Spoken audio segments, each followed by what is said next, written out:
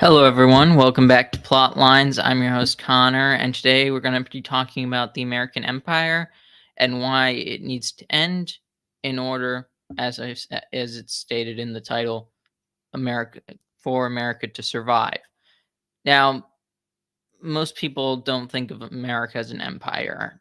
I think most normies don't think of America as an empire. I think I imagine that a lot of people outside of America look at America as an empire.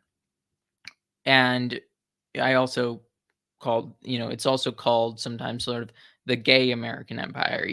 All these, what is America exporting? Is it liberalism? Is it sort of this woke agenda kind of thing? And that kind of, those two things sort of go hand in hand because what is liberalism? Liberalism is the atomization of everyone, and part of that has been breaking people down into these subgroups, and part of that is, you know, based on sexuality. So a big effort of the American empire has been to spread this gay agenda, or the woke agenda, or whatever you want to call it, across the world. Now, if you like this channel, please make sure you like, share, comment, and subscribe. And I think it's important to go back into history to discuss sort of where America came from and why America is in this situation. So, if we go back to the the sort of the colonies of the 13 colonies, and the expeditions that led to the founding of these colonies.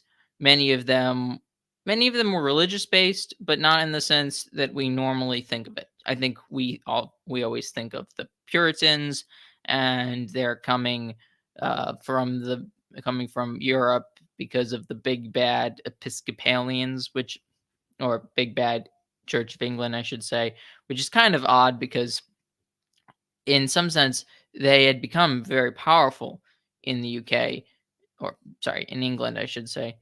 Um, the UK had become, or sorry, England had basically been growing into the civil war that was coming with the English Civil War, and it was in some sense based on political things, which, between the king and parliament, but also religiously, as the king had more traditional Christian views, and the Puritans, mainly leading Parliament, were Calvinists, and they were pushing for the de-Catholicization of the Church of England. So prior to that Civil War, many of them left because they were quite rowdy. Um, they were quite troublemakers for for the English crown. So the English crown was happy to sort of get rid of them, which a lot of colonialism at the beginning was sending people that you either didn't want, or some people who had the ambition to see the new world, or you know begin sort of a capitalistic effort across the seas and that sort of thing. But anyway, so we have this idea that these people are coming for specifically religious freedom, which, I mean, I guess is true, but it's really to subvert. They're trying to subvert from within or from without the Church of England, which, of course, I don't have any specific love for the Church of England or anything because I'm a Catholic, but I do understand that the Church of England, as it was in a battle between a Catholicization and a Protestantization. And if it had Catholicized more, if it had leaned into sort of the Charles the First's interest in Rome and stuff like that, there may have been a mending between the rift between Rome and Canterbury, which would have obviously made the situation much better. Now, you have in the colonies, you have a lot of different variety of people. Some of them are nobles like Lord Baltimore, uh, and his lot that come to North America to settle down. But then you also have, as I said, people that aren't sort of wanted in Britain.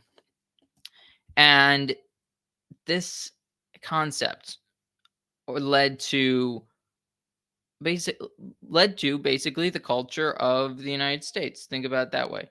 Um, Sorry, my computer's messing with me. But anyway, so the United Kingdom, or sorry, the 13 colonies grows in independence over the course of a couple hundred years as as people settle in and become somewhat radical in their thought processes. But there's also the loyalists that are um, in the 13 colonies. You have um, you have this shown in the civil English Civil War. A lot of the future loyalists, or those who would descend from loyalists, would also, or who would become the loyalists, were those who fought for the side of the king in the English Civil War, because the English Civil War didn't just take place in England, it took place in Scotland, took place in Ireland, but it also took place in the colonies. So the same battle between the crown and parliament was basically going on in the 13 colonies, and Cromwell had to send an army to crush the support for the king in the 13 colonies. Now, this seems kind of odd. Why are these people supporting the crown against parliament, which actually some people amongst the revolutionaries even did not support the way parliament was run, but they were supposedly loyal to the king. At least they said so, until about 1776 is when they formally decided to end the relationship with the King of England. Now, this this would push forward to the Seven Years' War. Of course, the Britain defended the 13 colonies against the French, and that cost a lot of money, and that led them into debt, and they wanted to get out of debt, so they put a tax on the colonies. This led to sort of basically Black Lives Matter level protests. They used some of the same tactics against the crown that you would see in Black Lives Matter, rioting, as well as sort of tar and feathering people. Obviously, that's not a specific tactic used by Black Lives Matter, but that is sort of this. I guess the modern equivalent is basically just ransacking and sieging down government buildings in order to put fear into people, as well as like march and make loud noises across different uh, sort of suburbs. That happened a lot during the Summer of Love, and part of that strategy, in some sense, probably comes from the way the the revolutionaries, the patriots as they're called, used against loyalists. They made sure that loyalists were fearful of speaking out, and only a small percentage of the population. I mean, there was probably a large middle ground that didn't care or anything, and then there were the loyalists, and then which were about probably equal in number to the patriots, the rebels, and the rebels so the rebels terrorized the loyalists and made sure that they were the most organized, opposed to the loyalists, who didn't really have an organized leadership, which made it very detrimental for them to be able to stand up against people who were their enemies. Now, why am I talking about this? Because this is part of sort of the liberal revolution. The liberal revolution is a overthrow of the authority of the king, and replacing it with sort of the authority of the people. And I bet a lot of people these days are, but the people need have the or having the authority is good because then we're not ruled poorly. But then you look at how the country's run now, and it's pretty obvious that it's not a question of uh, the people ruling makes then the government good when the government still is pretty bad. So it's a little that's problematic in my opinion. Anyway, so this revolutionary spirit and comes from, of course, if you even go back further, liberalism, part of it comes from Protestantism because what Protestantism removed the relationship between uh, individual churches and the global church, the universal church, Catholicism, and her leader, the Pope. Now, because the Pope is sort of that universal head, or not, and when I say universal, I only mean in the sense of on earth. Of course, Jesus is the head of the Catholic Church overall. But when you have this breakdown, this atomization, which comes along with liberalism and Protestantism, you separate people from the universal understanding of unity, and then you now are going to break them away from their kings. So you have now broken them away from their legitimate ruler more locally. And of course, it was much easier to be done in the American context because there was a large ocean in between this, which you can see being a problem. I mean, that there's probably a way to fix that, but that was the main problem. And then in the French Revolution, it becomes a localized thing that gets spread all across Europe to encompass basically Germany, Italy, Spain.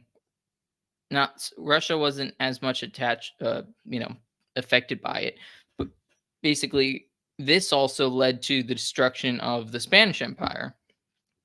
Now, I'm not principally opposed to empire per se, which is, if you're looking at the liberal American empire, why am I opposed to the liberal American empire? Because its purposes are to destroy people's bonds and to destroy people's culture because they want a universal liberal culture. This is why when we went into war in Iraq, we were there to spread democracy. Okay, is democracy something worthy of spreading? Why do we need to spread democracy? Okay, now look at what happened. Is democracy working out in Iraq? Iraq is completely pathetic. Is completely a mess. Middle East hasn't gotten any better. People just we tried that with Afghanistan as well. I think everybody agrees that that was pretty much an utter mess, which I know we also set up the Afghanistan thing by ourselves by funding those that fought the Soviet Union in um, in like the 80s, and then many of the people that we funded then attacked us, and then we're now fighting them and whatever. Anyways, the point is that are imperialist decisions basically that are geared towards us spreading an ideology, not necessarily spreading our own power, because if we were spreading our own power, this is not how it would look like.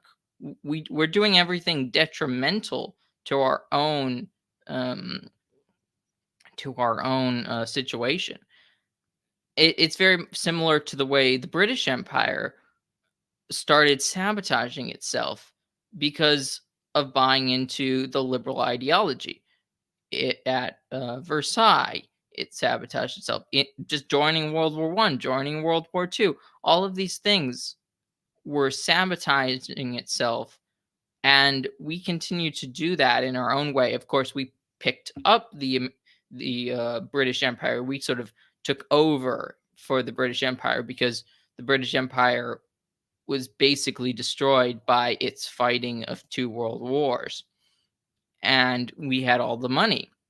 And then that also led us to be quite uh, arrogant in our actions. We don't care what happens to other people, other countries. We don't care what they want. We don't care what's good for them. All we care about what's good for sort of this global empire. You can see this empire in action when we are outraged. We, as in the global, the American empire, outraged by such things as the Ugandan laws against homosexuality, which I might add, part of that law was against aggravated homosexuality, which just basically means, um, you know, basically uh, sodomy, forced sodomy. Anyways, so I don't see that as a reasonable thing to be complaining about while we while we bomb Yemen, while we support Israel, while we support the war in Ukraine, all these different things. We're we've destroyed our reputation, and the only way we can get back to our to basically saving ourselves, to saving our world, is by leaving leaving the international empire behind us. We need to fix our own crap before we can fix everyone else's. I like Jordan Peterson always talks about cleaning your own room before you tell everybody else what to do. Well, America needs to clean its own room before we can go do all the things we constantly keep doing. It doesn't make any sense. It's infuriating the way that the empire has structured itself. I mean, if you want more evidence of the empire, look at the fact that up until very recently, which because of political reasons, we had uh like the pride flag hanging in or hanging outside our embassies, which is utterly ridiculous, including the Vatican, which I'm pretty sure what is the official Vatican policy on homosexuality? I don't care what the current thing at the Vatican is, but what's the what's the supposed policy? It's just like it's basically like giving the middle finger to them to have an embassy with the pride flag hanging over there. I mean I would just, if I was the Vatican, if I was the Pope, I would have just expelled the American embassy from the Vatican because it's utterly disrespectful and abhorrent. Anyways, the point is, this empire is basically a reflection of our soul in America. We are dying. Our soul is decrepit. It is ugly. And the way we are acting on the world stage is just a reflection of an internal decline. And we need to stop telling everyone else what to do. First, we need to fix our own stuff. Then we can, put in a word if we want to, but I don't see it necessary, like, to be actively involved in all these different places. We should be focused on self-sustaining, which we do the complete opposite. We've basically become the buyers of things and not the creators of things. So therefore, we are completely ineffectual because everyone has something on us. Everyone has either, they bought up our debt, or I mean, this is really just China too, is they bought up our debt, they make all of our stuff, and then there's the oil problem, which we're not helping at all. We need oil, but all we do is sabotage our ability to have oil, whether it be from our own places, our the pipelines, I mean, it'd be great if oil wasn't a necessity. I mean, if they want us to go back to medieval style life, I mean, in some sense, I'm okay with that, but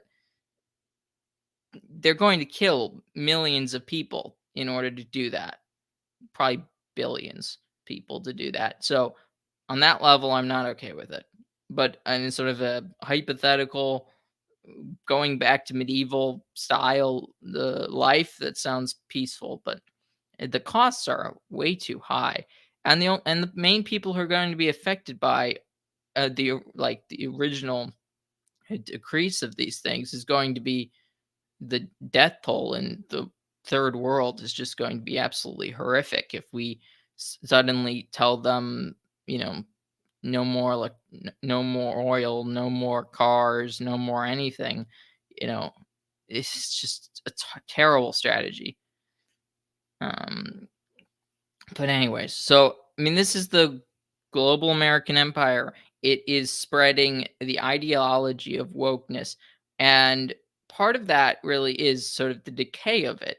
You know, it's slowly decaying, and I mean, well, actually, it's been speeding up, to be honest. I don't know if they want things to be sped up. That almost seems to be the mentality. But then again, everybody has different interests in why they want things to carry on. So we have the pharmaceutical companies who are pushing sort of the vaccines in order to make a lot of money. We have the military industrial complex pushing wars in order to make a lot of money. You know, this is probably one of the main reasons why the Cold War still continues. But also, like, with we have crippled all our allies as well by taking on all the responsibilities for their own defenses too. So with Britain's not capable of defending itself in any capacity. Neither is France. All these countries basically rely on the United States to have their backs, and it's crippling because if nations aren't acting as though they are working for their own sort of to protect their own sovereignty, protect their own control, something could go wrong and then everything falls apart. And I just don't see why that's a good idea. If one thing goes wrong in one country, if one country collapses, if a country, you know, gets taken over by a crazy dictator, or if it becomes, um, you know, a communist revolution of some kind, suddenly every country is um, going to be destroyed very quickly. That seems like a bad decision. Every European nation needs to be able to learn how to defend itself again, and that will probably fix a lot of the social problems, make people less soft. You know, if we could finally bring back some idea of masculinity, I mean, a lot of these problems might be solved. Anyways, I think it's just very clear that we need to ditch the ideology that started America in order for America as a nation to succeed. Now, I'm not saying America will be completely gone, but it will not be what like anything resembling what you think America is if we can continue down this route without any sort of reversal or change that would be useful. Anyways, if anybody has any questions or wants to put in their 2 cents, I'm here and uh, willing to answer your questions. Rosemary says greetings from Ireland. Nice to have you here, Rosemary. Um, anyways, I hope everyone is having a good and productive Holy Week, productive spiritually at least, and I really appreciate everyone's subscriptions and support to this channel. So thank you for all of that. Make sure you like, share, comment, and subscribe. And God bless everyone. Bye.